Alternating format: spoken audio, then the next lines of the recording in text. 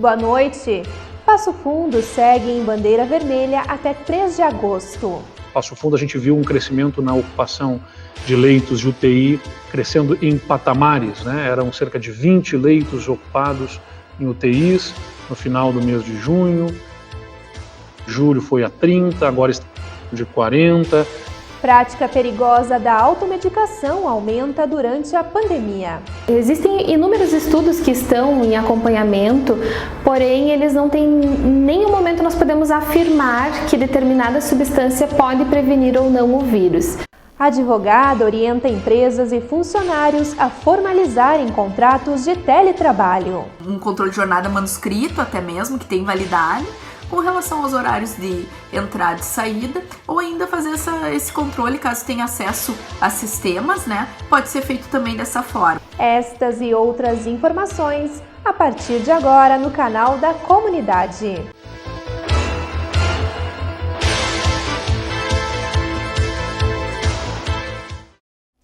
O Estado decidiu manter as mesmas restrições da semana passada em 8 regiões no plano de distanciamento controlado.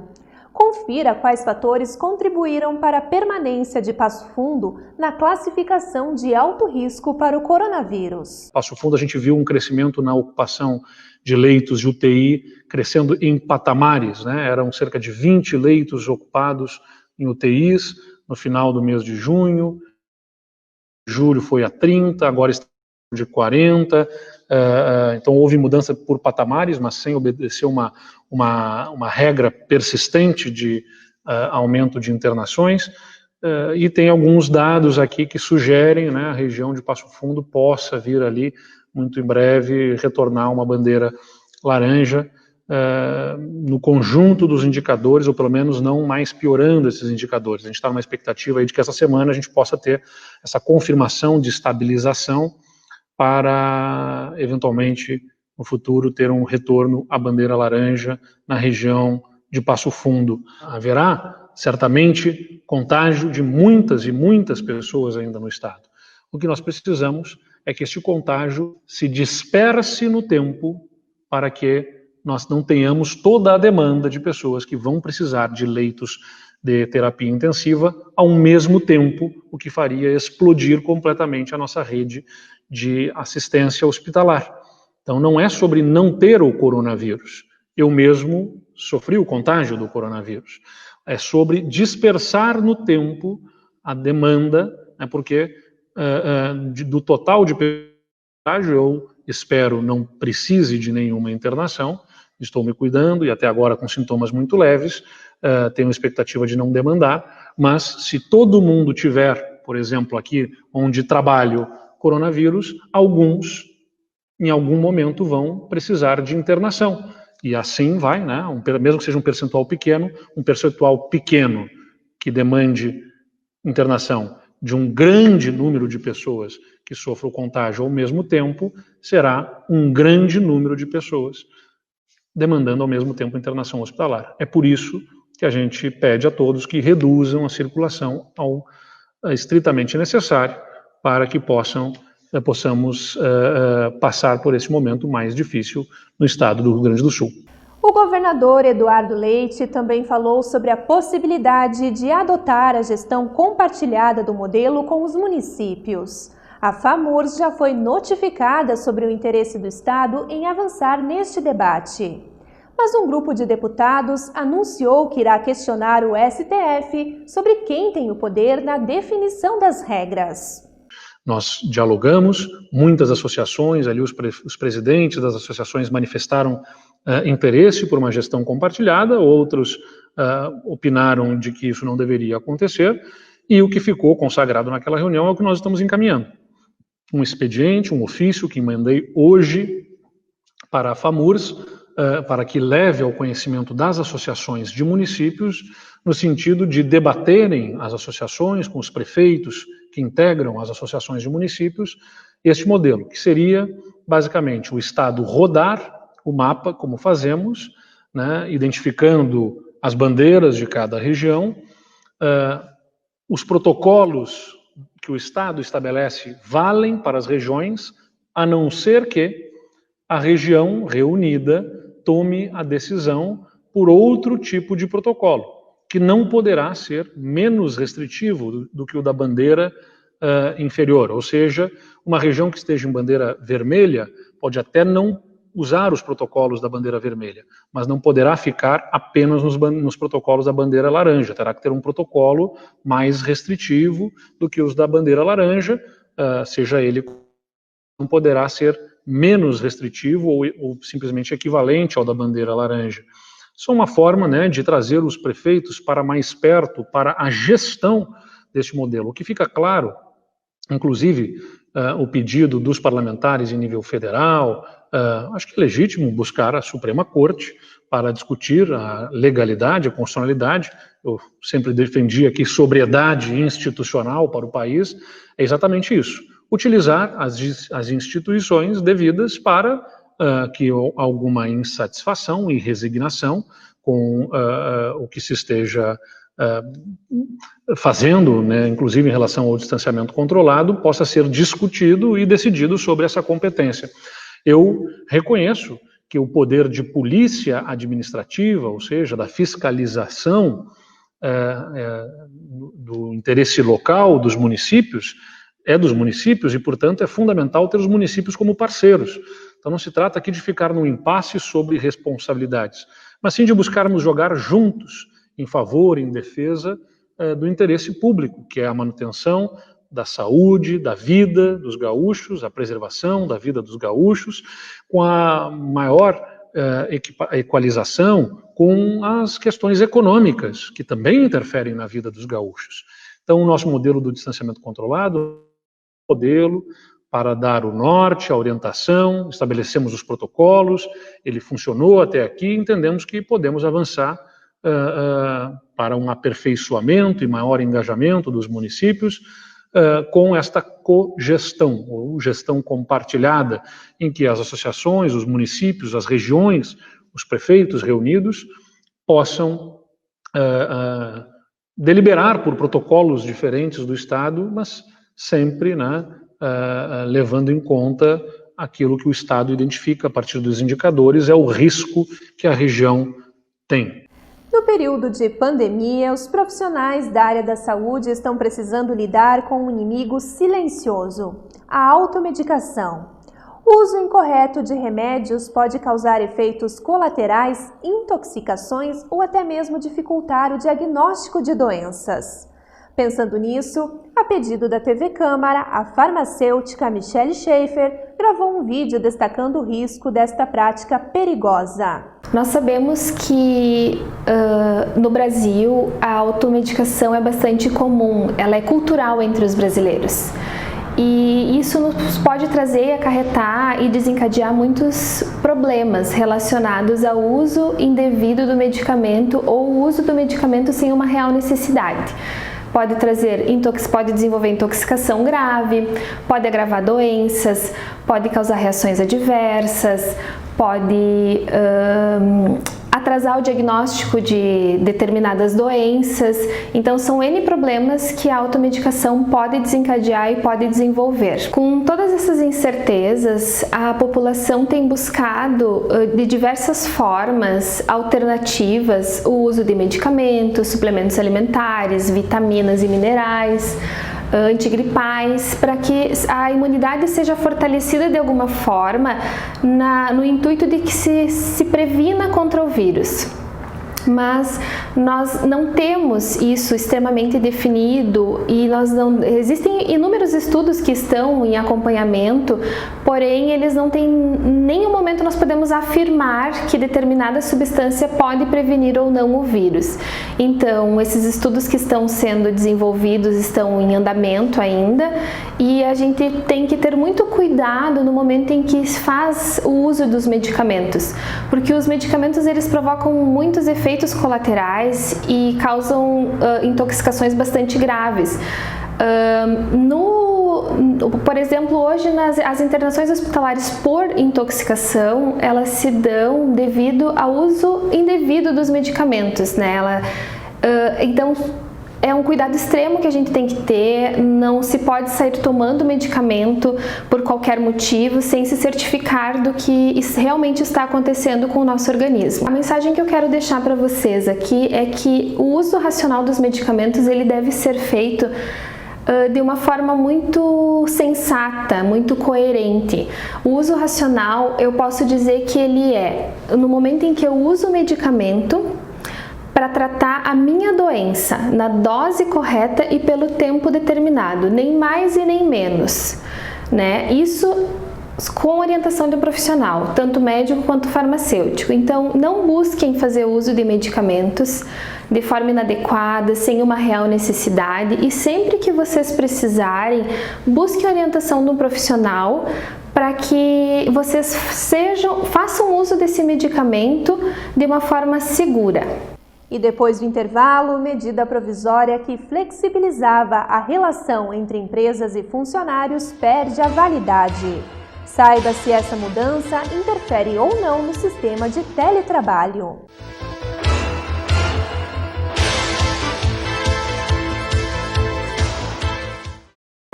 Em tempos de pandemia, o que o mundo mais precisa é de amor. Exemplos não faltam. Na linha de frente, nos hemocentros, onde os heróis anônimos dão um pouco de si, para fazer pulsar a vida nas veias de quem precisa. A você, doador de sangue, o nosso agradecimento pelo grande ato de amor. Mais do que nunca, você é necessário. Informe-se em um hemocentro e saiba como doar em segurança. Seja solidário. Doe sangue. Desde 2004, abrimos os braços em defesa e preservação dos animais silvestres, vítimas de abuso e em situação de risco na própria natureza. Nossas atividades focam em dar suporte para aves e primatas, realizando o cuidado e análise das espécies salvas. Estamos carecendo de ajuda financeira para que possamos seguir com nossos estudos e fluir no trato de todos aqueles seres que merecem uma perspectiva de futuro.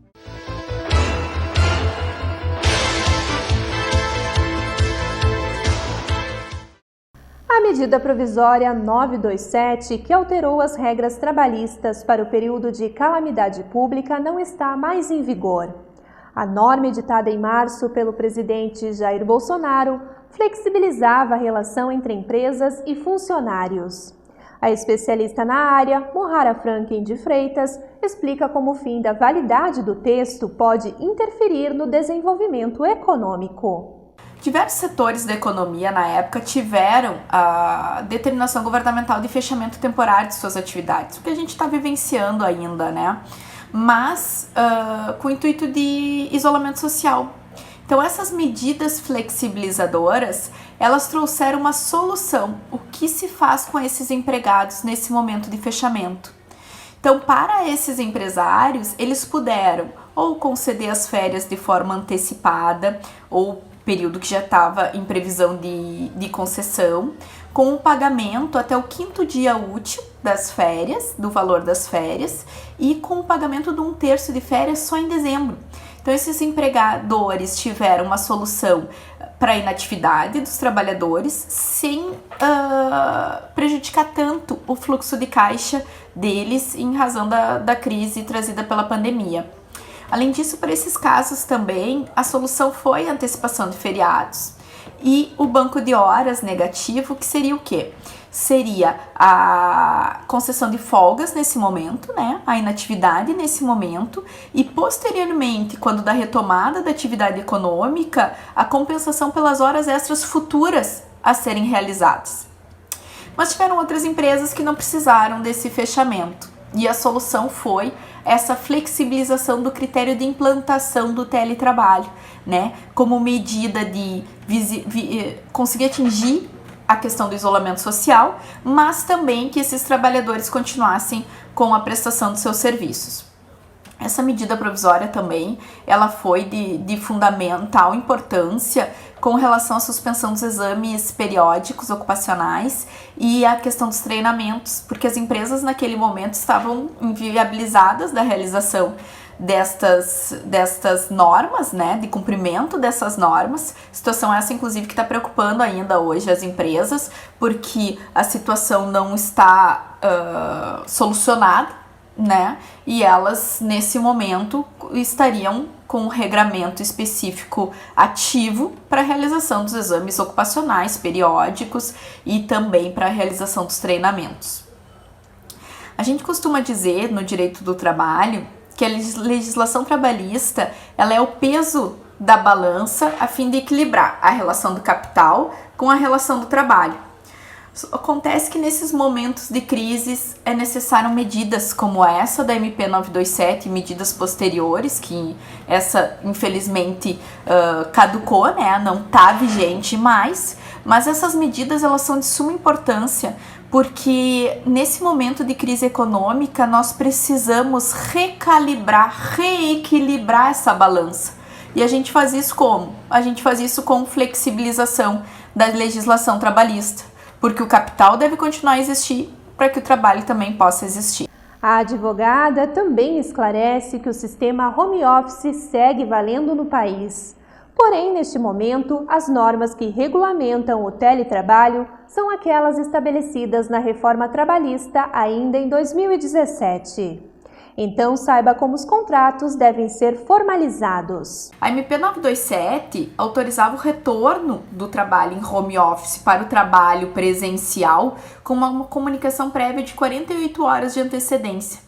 Só que na legislação comum que regula o teletrabalho, esse prazo é de 15 dias de antecedência.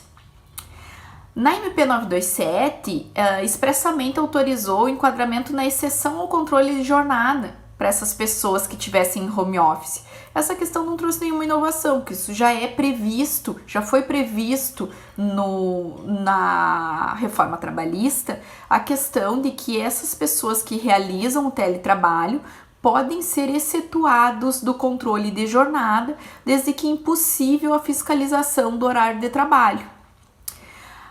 Ainda, a MP 927 estabelecia a necessidade de pactuação quanto aos custos do home office, situação essa que também já estava prevista na legislação comum. A MP 927, por fim, trouxe que o uso de aplicativos fora do horário de trabalho não seria considerado tempo à disposição. Situação essa que não tem previsão legal na legislação comum já existente sobre teletrabalho. Então, aqui a gente pode dizer que agora esses trabalhadores que estão no sistema de teletrabalho, o cenário ideal seria que os empregadores fizessem uma pactuação, né, no sentido de que há uma liberalidade entre as partes, há um ajuste entre as partes de manutenção desse home office, desse teletrabalho, e se não foi ainda pactuada a forma de execução desse contrato, ou seja, não foi pactuado ainda o ajuste quanto aos custos do exercício desse home office, desse teletrabalho, que seja feito então, que seja formalizado esse ajuste, porque o empregador ele tem que ter os riscos do negócio, né? Os custos do negócio é dele. E essa questão precisa ser estabelecida entre as partes, como que vai se dar essa consideração dos custos da execução da atividade. A principal diferença que está posta é a questão da comunicação de retorno ao trabalho, porque pela MP, enquanto da vigência da MP, essa comunicação podia ser de 48 horas de antecedência. E agora, como não temos mais a vigência da MP, essa comunicação tem que ser de 15 dias de antecedência. Com relação à questão da jornada de trabalho, desde o início, essa questão de não controle de jornada é muito difícil, porque o controle de jornada gera uma segurança para o empregador também, não só para com o empregado. Então, quanto a isso, os empregadores que não adotaram o sistema de controle de jornada na época de estabelecimento do home office podem simplesmente fazer um papel, um controle de jornada manuscrito até mesmo, que tem validade, com relação aos horários de entrada e saída, ou ainda fazer esse controle caso tenha acesso a sistemas, né? Pode ser feito também dessa forma. O teletrabalho, então, está vigente, sempre teve regulamentação desde 2017 quanto a isso, e não precisa ser alterada a forma nesse momento. E o Jornal da Câmara termina aqui. Obrigada pela sua companhia e uma boa noite.